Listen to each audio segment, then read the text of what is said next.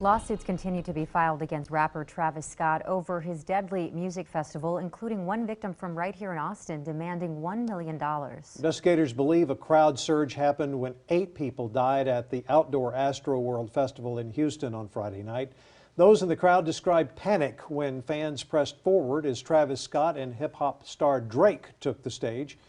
More than 300 people were treated at a field hospital at the site, and at least 13 more were hospitalized. Now we have KXAN's Monica Madden, who spoke to Thomas J. Henry, the lawyer representing that Austinite in this lawsuit. And Monica, we know that multiple agencies are working through criminal investigations right now, but can you bring us up to speed and tell us about all the lawsuits we're seeing? And I assume that we'll see some more as well. You're exactly right, Britt.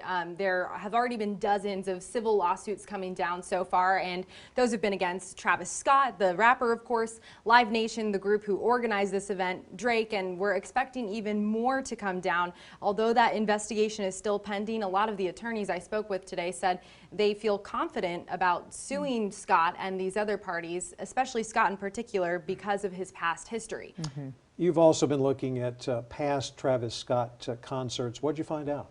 Well, Travis Scott is someone who's known to be an artist that really rowdies up the crowd and gets them going in a often chaotic fashion. I took a look at some of the records that we can find of past chaotic events, if you will. In 2015 at Lollapalooza, that's a music festival in Chicago, Travis Scott's set only lasted 5 minutes before police shut it down. He was encouraging fans to, storm through the barricades and hop up on the stage, so that one was quickly shut down by police officials there. And then in 2017, he had a concert in Arkansas where he again encouraged his fans to just bypass the security, rush into the stage, really likes that mosh pit mentality behavior in his concerts.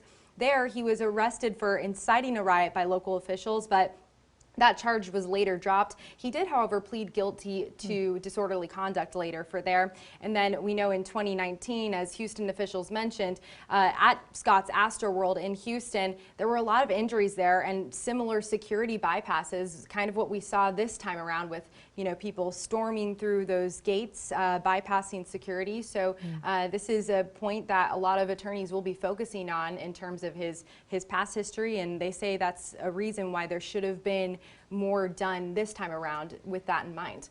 I know you were in Houston over the weekend covering this. I know you'll stay on top of it for us. Monica, thanks so much. And in the interest of transparency, we want to mention that Thomas J. Henry is a KXAN advertiser. We made the decision to interview him based on the broad public interest in this investigation and responses to the disaster.